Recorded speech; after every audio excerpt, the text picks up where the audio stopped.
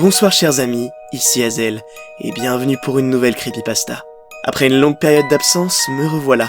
J'ai dû suspendre les vidéos pendant un certain temps pour préparer une audition. Merci de m'avoir attendu tout ce temps, mais aussi merci pour tous vos messages. Ils m'ont vraiment fait chaud au cœur, et m'ont motivé à reprendre le plus vite possible. Nous sommes en octobre, mois d'Halloween, et je compte bien vous gâter. La vidéo de ce soir est un remake d'une vidéo déjà sortie sur la chaîne il y a très longtemps. Les plus anciens la connaissent, mais je suis sûr seront heureux de la redécouvrir. Quant aux nouveaux, je vous laisse vous faire surprendre par la fin. Dans cette histoire, vous découvrirez une petite fille avec un drôle d'ami imaginaire. Et je ne vous en dis pas plus. Je vous laisse avec la vidéo de ce soir. Oh, et restez jusqu'à la fin. Vous ne serez pas déçus. Je vous montrerai quelque chose que beaucoup attendent. Sur ce, je vous souhaite un bon visionnage.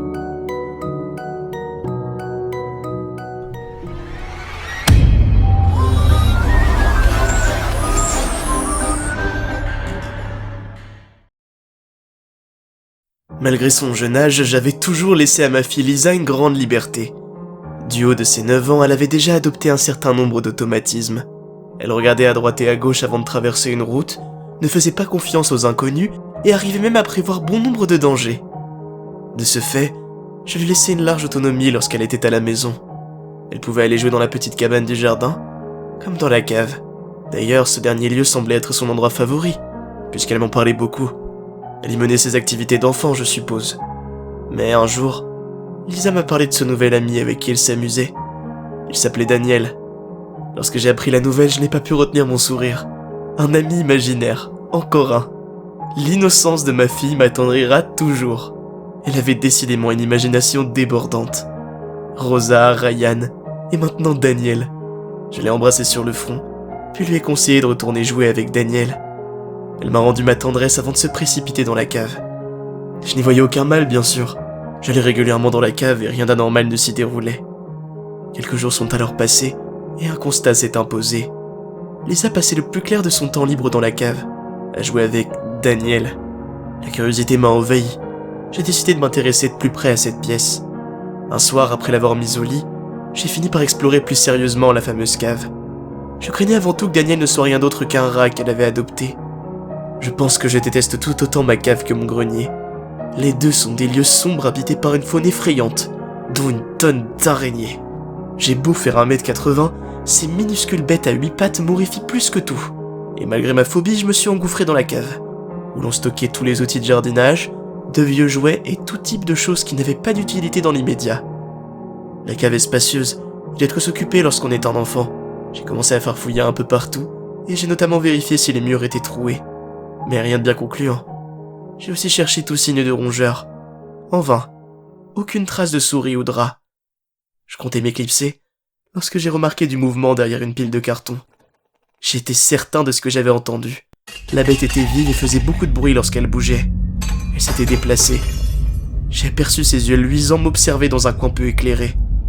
Comment cette chose s'était retrouvée dans la cave? La curiosité était forte, mais la peur l'a emportée. J'ai détalé les escaliers pour sortir le plus vite possible, avant de refermer en trombe la porte derrière moi. Je tremblais de tout mon être. Je suis très peureux de nature, mais là j'étais certain qu'il y avait un monstre dans ma cave avec lequel jouait ma fille. Je n'ai pas fermé l'œil de la nuit. Enfin, jusqu'à ce que la porte de ma chambre s'ouvre et que ma fille se jette sur mon lit en sanglotant. Elle pleurait toutes les larmes de son corps. Toby, notre chat, n'avait pas dormi avec elle cette nuit comme à son habitude. Elle pensait qu'il avait disparu et qu'elle ne le reverrait jamais. Mon sang n'a fait qu'un tour lorsque j'ai compris. C'était cet attardé de chat qui était dans la cave hier soir et que j'avais pris pour le monstre. Je me suis senti très bête lorsque le chat s'est précipité en dehors de la cave dès que j'ai ouvert la porte le lendemain. Ma peur me jouait décidément des tours. Mais ma fille câlinant son chat m'a vite redonné le sourire. J'étais enfin rassuré. Et si donc allait faire une sieste pour rattraper ma nuit tourmentée. Lisa, elle, vaquait à ses occupations habituelles. Je me suis endormi sans problème, mais mon repos a été de courte durée, car des bruits de pas venant du dessus de ma chambre, du grenier donc, m'ont sorti de mon sommeil. J'ai mis du temps avant de réagir.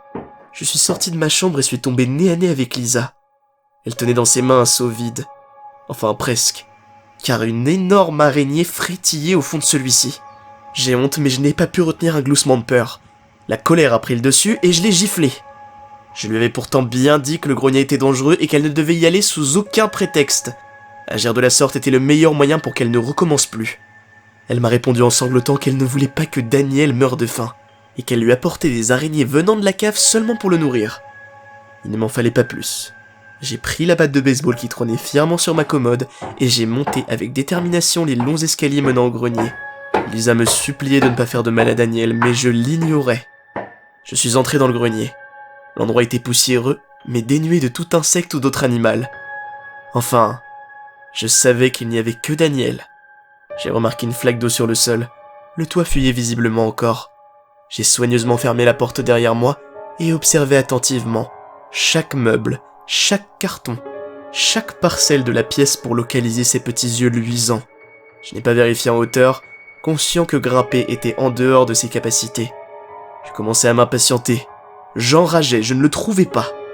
Mais du coin de l'œil, j'ai remarqué une tégénaire qui s'enfuyait d'un coin de la pièce. En temps normal, j'aurais hurlé de terreur, mais pour une fois, l'araignée m'avait aidé. Je savais maintenant qu'elle fuyait le danger. Et le danger pour elle, c'était Daniel. Je me suis approché de l'armoire massive et assez surélevée pour cacher un monstre en dessous, et me suis baissé pour voir s'il y était bien. Enfin, je t'ai trouvé, lui ai-je murmuré. Ses yeux brillaient. Il tremblait de peur et je crois même qu'il pleurait. Pour une fois que ce n'était pas moi qui avais peur. J'ai esquissé un large sourire, puis j'ai donné un coup de batte sous l'armoire pour le déloger. Il a rampé avec assiduité jusqu'à mes pieds. Je pouvais maintenant contempler sa laideur. Daniel était petit, anormalement maigre. On pouvait clairement distinguer toutes ses côtes. Sa pâleur était tout aussi dégoûtante. Il ne restait vraiment plus grand-chose du petit garçon que j'avais élevé. Content de voir que tes bras et tes jambes n'ont pas repoussé, ai-je plaisanté. Il continuait de me supplier du regard, toujours sans un mot, des larmes coulant le long de ses joues. Oui, cette fois je n'avais plus peur. Je lui ai donné de grands coups dans les côtes. Il a hurlé de douleur. La vue de sa langue à moitié coupée et de ses dents manquantes m'ont fait remonter certains souvenirs. Les araignées me font très peur, mais si je les déteste tant, c'est parce que les monstres comme Daniel peuvent survivre grâce à elles. En y repensant, je ne lui avais pas donné de nom. Mais c'est vrai que Daniel lui convient parfaitement.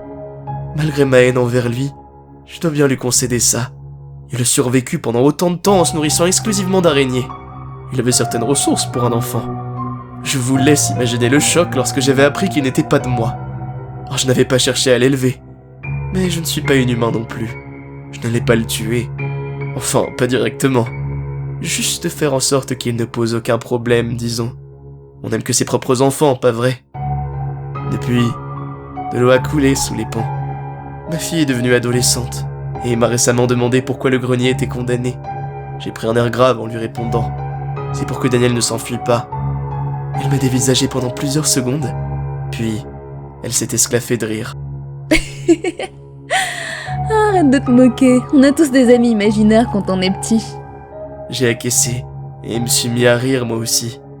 Elle avait vraiment une imagination débordante.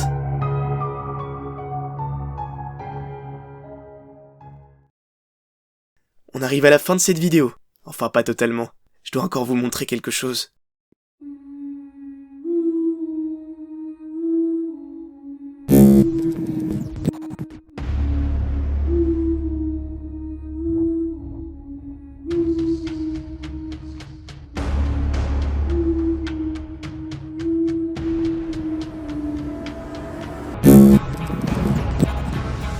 Elle veut jouer au samouraï, hein?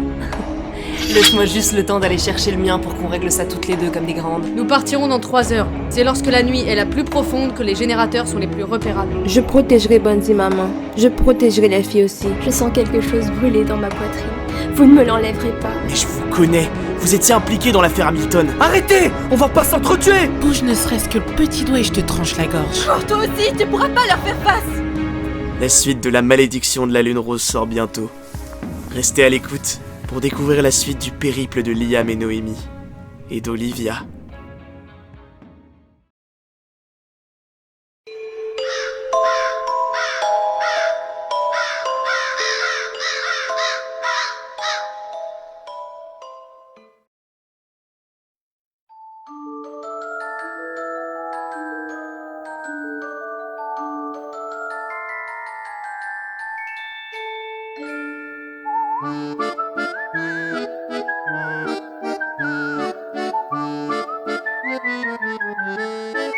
Bye.